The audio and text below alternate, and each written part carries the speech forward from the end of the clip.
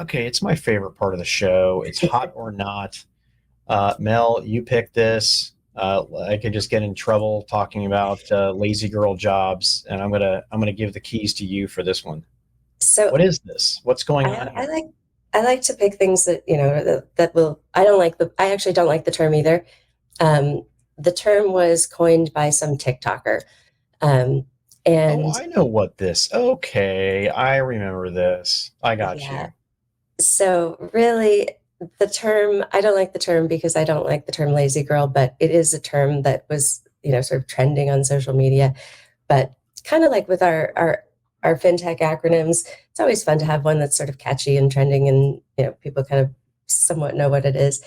But essentially, a lazy girl job isn't a lazy girl job. It's not for lazy people. It's just Yeah, something that provides a little bit of, and that term is just to get the attention, but got my something that, attention.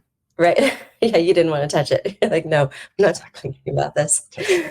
Um, but it's something that is, it's a job that provides some work-life balance, something where you can go to work, do your job, and have it be over. There are people who want that. There are people who don't like that, where it's not necessarily a clock in, clock out, but it's like my job is done at the end of the day. I don't know that I could work that way. My brain is just kind of always on, and I like to be able to put things aside for a little bit, think about it, take a walk. In what we do, there's so much time that we have to spend thinking about things, kind of digesting it, then go back, do some research. So I'm not sure if it's entirely for me. My sister's a flight attendant. She loves that her job is from this time to this time. And, sometimes those are really grueling hours and it can be an overnight international flight or whatever. It's Yeah. certainly not a lazy job at all, but there are jobs that allow you to have, maybe you work 10 days a month, but those 10 days might be hard.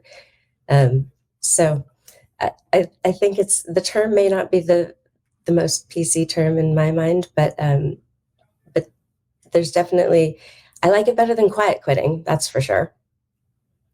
But Gosh, who thought we could come up with a new modality of work here? But in the end, I like the way you said this, and I'm gonna, paraphrase it that working when you want to do it, how you do it, and I actually think there's freedom in that, mhm, but it is a two-way street, right?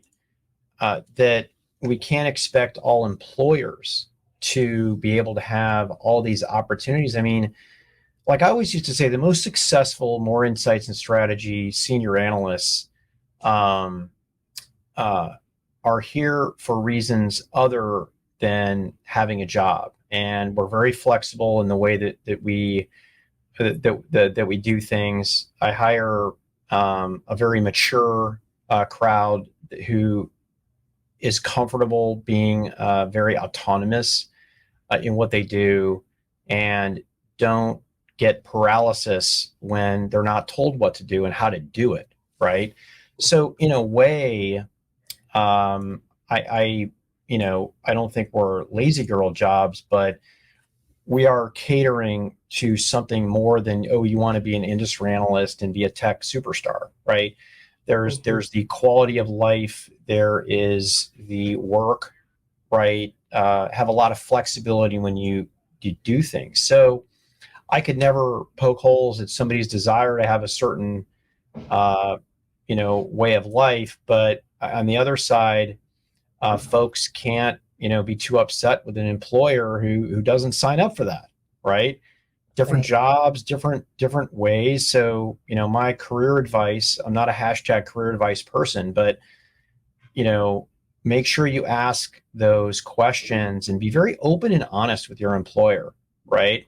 And to the employers, you need to be very clear at what your expectations are, right? Mhm, And how things are going to look. Because in the end, it's going to work out for everybody. On the employer side, you spend hundreds and thousands of dollars on an employee, on ramping, getting them up to speed, investing in them for them to maybe quit because it's like, wait a second, the postcard said this, right? The postcard was I like, love this. it's sunny, right? We're having fun, we're having drinks on the beach, and it's like, Fire Fest, Right. instead. And then on the employee side, it's very clear to be upfront and say, here is the type of work experience I'm looking for, and I'll knock it out of the park for you if you can deliver that to me, and it'll be a great marriage. By the way, don't change the game on me. I am a Right. little offended with some companies who said, hey, look at this. It's a remote only opportunity. And then they change the game on you with it. Yeah. I can't believe employers did that. And Yeah. I think it's unfair that they changed the game on employees, even though legally they could. Okay. Mhm. I mean, I called it on day one. Hey, we're going to get back to work, folks. Okay. Most of us, there's going to be the pressure to do that. And why? Because I'm, some uh, old Gen Xer, maybe, but it's because the tools just aren't good enough. And that's why I said in the run up that, we've got years of content in the Hot Desk podcast because the tech tools aren't available yet that maximize that experience. Are you in the game? Are you out of the game? Are you snoozing? Are you energized?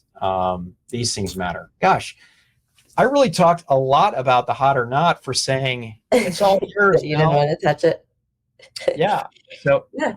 no, but hey, You're right that there was a big change in like, oh, we're going to be all remote or not. And there's a lot of people who are doing it, like Amazon, at least who've been yeah, accused of doing it without the data. HP actually just came out with a study that has some data about what people really want.